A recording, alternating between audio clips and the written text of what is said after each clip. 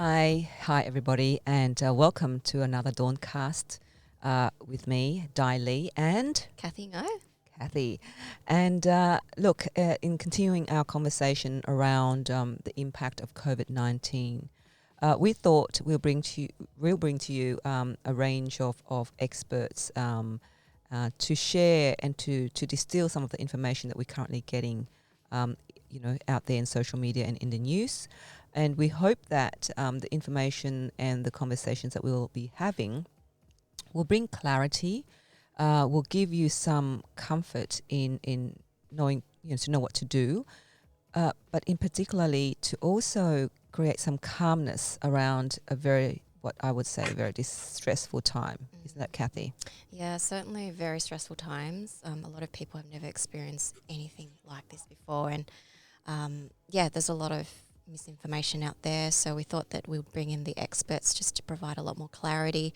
And So behind us is Kieran May. Hello, Kieran. Morning, ladies. Good morning. So Thanks for the opportunity. yeah, Thanks thank for you very coming. much. Thanks for coming. Kieran is this is a new. We're trialing this new kind of setup here for people who can't make it to our makeshift studio. Is to get them onto the screen online. And as we all know, we're moving all online now, trying to find ways to really bootstrap and to do the things that we, do differently. And Kieran is a fellow with the Institute of Certified Bookkeepers. He's a certified business advisor and a registered BAS agent. And he has a keen sense of social responsibility in the real world. And he has he has a understanding and a lot of respect for compliance in all of its forms, compliance and risk at this point in time. A focus on what can be done rather than what stops us. He's had 20 plus years in the banking sector throughout the country, including accounting, management and lending, working in capital cities, country towns, far-flung outback locations, spent 10 years in a commercial printing business startup and dealing with finance and marketing sales. So, look, we brought, I reached out and I connected with Kieran on LinkedIn. As we know, Cathy, what is a LinkedIn platform for you? Oh, LinkedIn is networking in your pajamas. So we thought, in light of the whole situation with COVID-19 and for small businesses, I thought we'll get Kieran to share with us what his perspective is from the bookkeeping, from dealing with commercial, and give us an insight into for businesses out there that are currently really struggling to trying to make sense of all what's happening. So Kieran, welcome. Thank you very much. Pleased to be here. So tell us, are you being really disrupted as well with the whole coronavirus, and the whole constant announcements around what's available, what's not available for small businesses, and how are you dealing with it? Absolutely, I'm impacted from a couple of perspectives. One, obviously, my clients are pretty keen to understand what the impact is on them and their businesses. I also participate in a number of social media groups around the disciplines that I'm involved with, particularly around bookkeeping and marketing and management type questions. And I find that the misinformation, probably characterising as misinformation, is probably a little bit misleading. It's more people speaking from their own individual experiences with a little bit of misinformation thrown in. I've been involved on a couple of occasions and lucky enough to sit in with the tax office on their small business sustainability group. Small business stewardship group, along with a number of other representatives from different industries, and we've discussed in depth a lot of these impacts. And what I found out of all this is that from particularly the tax office perspective and Fair Work perspective, they're very keen to try to make it very easy for people to access all the benefits and all the information that they need. Now, I check in and get a lot of my information through their formal websites and through conversations in my industry groups at a high level. And the sort of information that I'm finding is pretty simple to understand if you read it. And I acknowledge that not everybody reads that bureaucratic information in the same way that I do. And I've even had conversations with the media people in the tax office, for example, to explain to them that what they're saying isn't what they mean to say. And people don't always read into it what they should. They read into it what they want. Bureaucracy. Bureaucracy. But to be fair to them, they are absolutely committed to delivering on the government's promises. Now, when I say the government, that's not just the federal government, but the state governments and everybody that they're involved with in their conversations. They are very understanding that they do not have all the answers right now. And in fact, they refer to it as a moving feast. And they're quite happy to update things, quite happy to correct things that they've not quite got right. So I think the support's there at government level. From a business advisor level, there are any number of people out there, including lawyers, who are all trying very hard to deliver very simple messages to their clients and to the general public. But of course, it comes back to what I was saying before. When a lawyer speaks, they speak to their experience and the I guess to how they read things, what they read. Bureaucrats the same, business owners are the same. And that's where I think a lot of the confusion reigns, that the information comes out in whispers and it morphs and changes and people want a quick answer and they end up asking the wrong people or asking the wrong question. Yeah, I'm finding a lot of the information is very much like you said, it's very much they read it how they want to read it, and it's very much self-interest. So they're thinking from their own experiences and kind of almost twisting it the way they want to hear it. Do you find that's the way it is?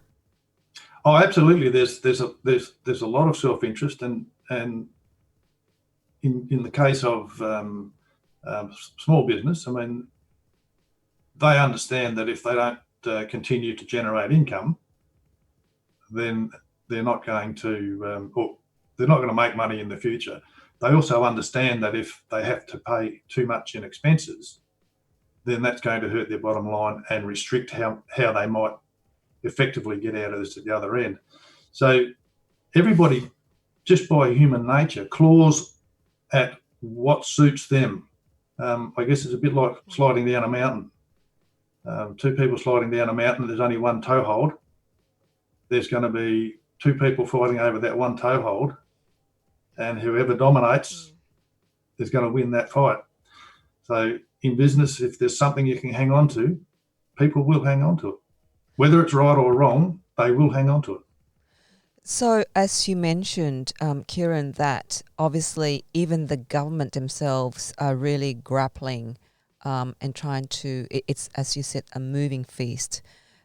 So we're getting drip-fed information day by day, the changing nature of this whole COVID-19 on the whole society.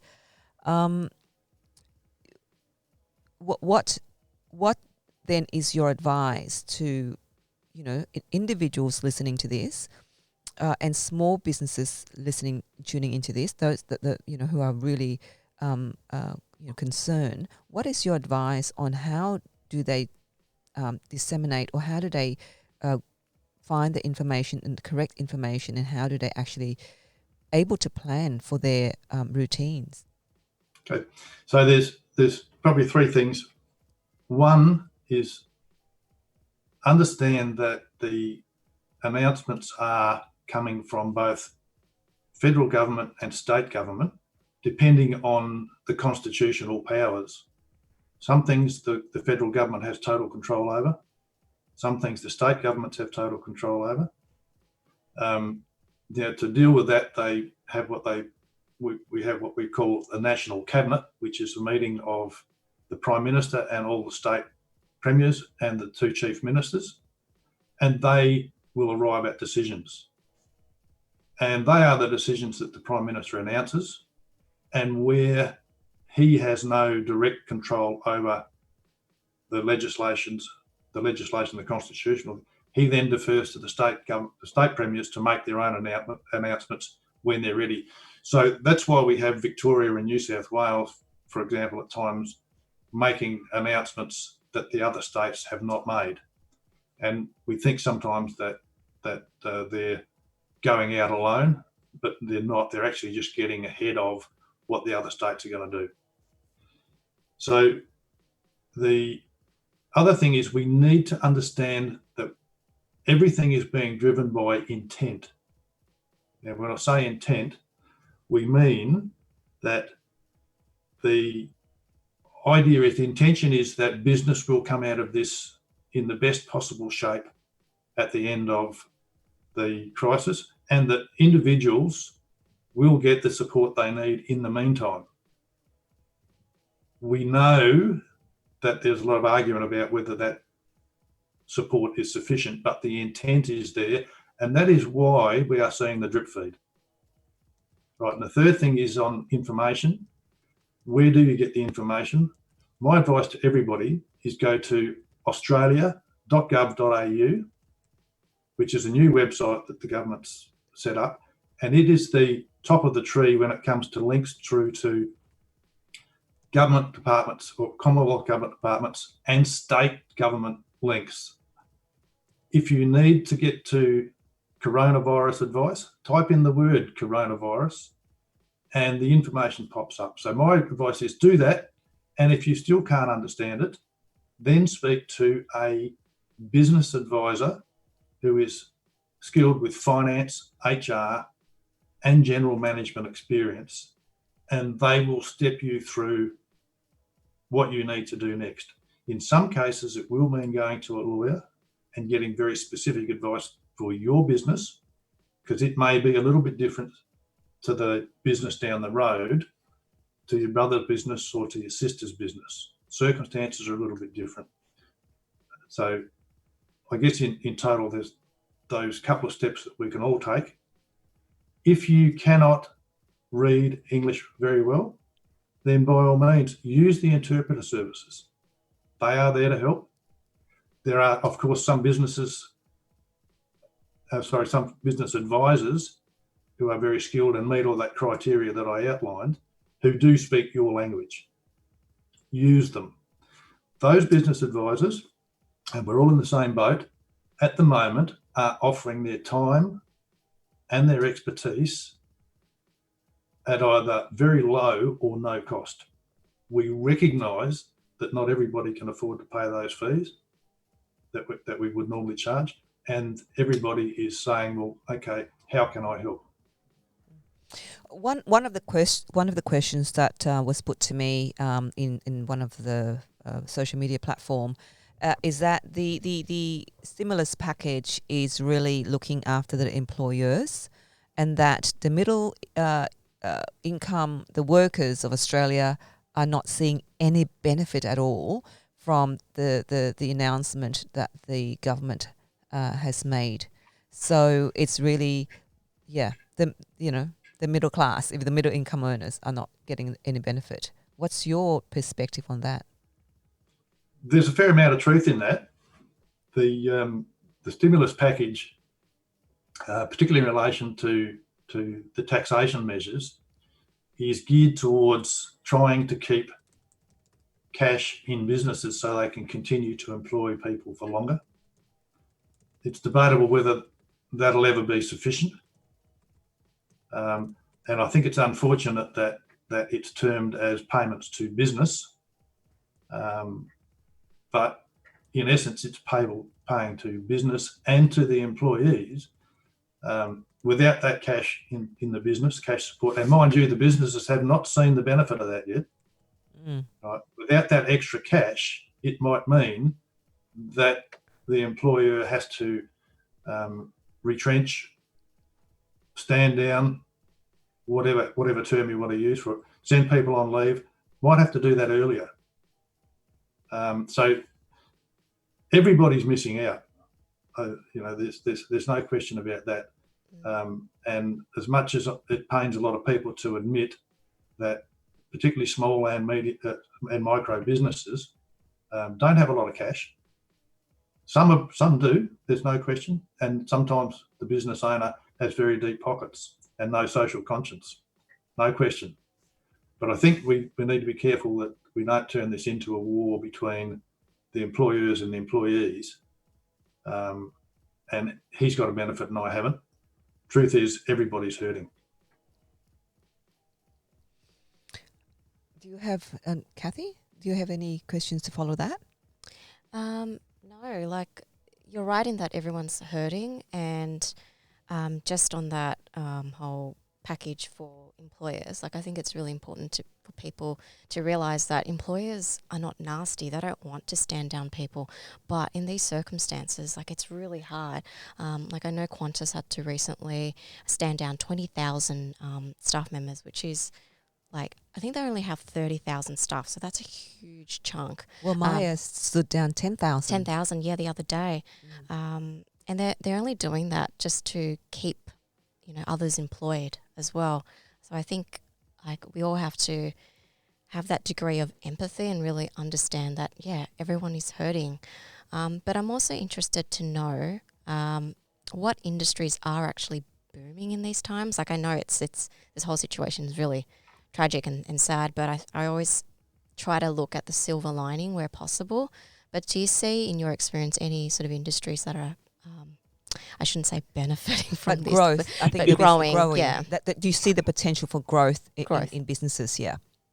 Look, there are opportunities, and obviously they're not in specifically in retail or in hospitality. It was interesting that you mentioned an opportunity that I heard yesterday that an enterprising auction house here in Canberra put together a website and contacted a number of restaurants, and the concept was, let's have one website where people can go and order pretty much any takeaway food they wanted, from high-end restaurants down to the local fish and chip shop.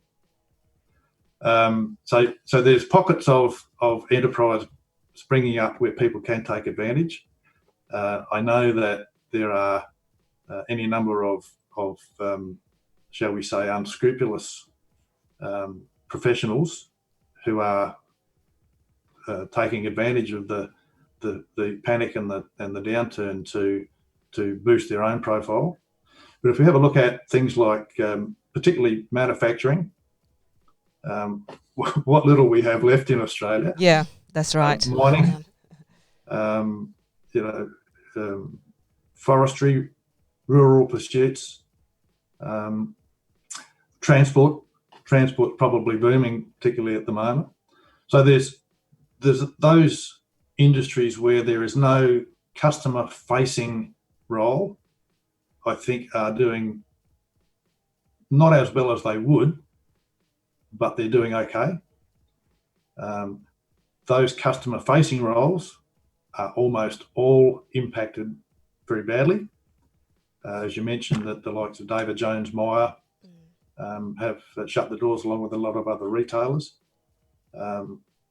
And so that's probably the divide. Those that are impacted by customer facing fall off versus those who are not, with a few bits in the middle where the growth is.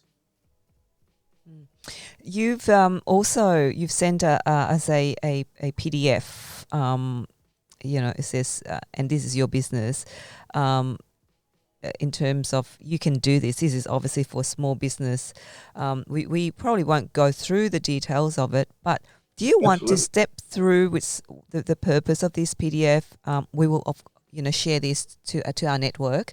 But would you want to step through and give us some guidance as to what's the purpose of this PDF and how this can actually assist small business at this current time? Sure. So we talked earlier that there's a fair amount of misinformation and panic, and misinformation leads to panic. Panic leads to misinformation. So my philosophy is everything should be brought down to the simplest possible message.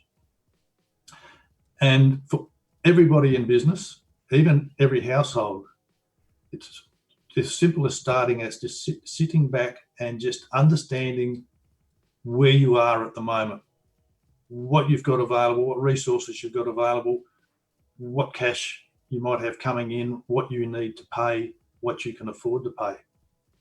So where am I? Follow that up with just, let's investigate and see what support's out there. There's not a lot. The support for business, for example, is very little cash. The first bit of cash they're going to see will be not until early May.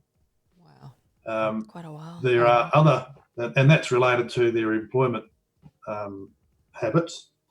The second tranche of business support is actually a tax deferral. It is not a cash payment, and that is in relation to tax payments you've already made to the tax office. You can claw those back, both as a small business and a business that a sole proprietor. So hold on there, Kieran. So basically, for businesses who have not been on the books, for businesses who are cash and a cash economy, which is they're not tracking it. They're not. The majority of people from Southwest Sydney. Southwest Sydney. Yep. Are those businesses? What's your view on that? Those businesses who've never. Yeah. Okay. So the benefits that are flowing through the tax office are based on current and historical BAS and tax lodgements. Okay. So if we're playing in the cash economy, any cash that's been generated which has not been reported to the tax office obviously will not have attracted a tax payment. So that's outside the scope of the stimulus package. But if people have been paying employees in cash and not through the PAYG system, yep, then they will see no benefit at all unless they have some of their people who are being paid correctly. Mm-hmm. Okay. All right. So it's based on the returns that you have actually lodged. What you've told the tax office, they will use that to work out how much they will assist the business. Mm-hmm. So three things is the cash payments, the deferrals of income tax payments, and if you have paid in advance already this year, you can ask for them to be refunded. Mm-hmm. And the third area is in incentives to spend money, where you will claim accelerated depreciation, for example. Business will not see the benefit of that until they lodge their 2020 financial year tax return, which obviously won't happen until at least July. Yep. And in the case of most business, it won't happen until probably early next year. So understanding that support as an individual, yes, there's Centrelink support. As frugal as that might seem, it's something. Employees can take their annual leave. They can take long service leave. In New South Wales have changed the law around long service leave that you can now request long service leave with 1 day's notice, as opposed to the previous, I think it was 6 weeks notice you had to give. And they've reduced the minimum time that you need to spend on long service leave from 4 weeks to 1 day. So there's the ability there to talk to your employer and come to an arrangement about how you might take advantage of annual leave or long service leave. If you are ill, then you will be paid your sick leave. The stand down arrangements that have been announced and are a little bit confusing, and you need to take specific advice around this.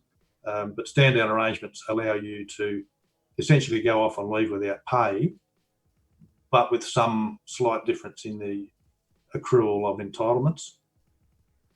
And of course, the other thing is that if you've been working for an employer for a long time, a redundancy may be offered, and it might be the only way you're going to get a substantial amount of cash. But all that involves your boss actually having the cash in the bank to be able to pay that right now. If they weren't anticipating having to pay that until March next year, they may have used that cash for something else at the moment. So so understanding your current situation, what support's available, work out what you need for the next 6 months.